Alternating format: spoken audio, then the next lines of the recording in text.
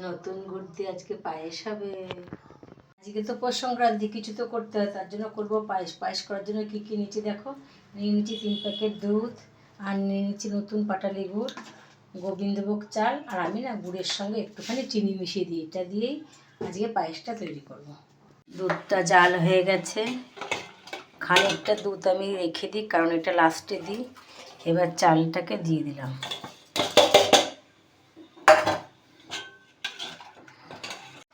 পায়েসটা দেখো হয়ে গেছে, কিন্তু গুড়টা সবার লাস্টে দেবো, নাহলে তো কেটে যাবে।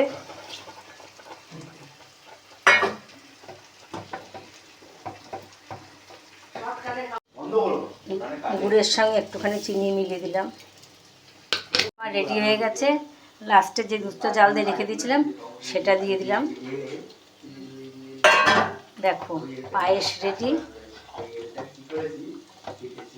এইভাবে পায়েস করলে না খেতে দারুণ লাগে।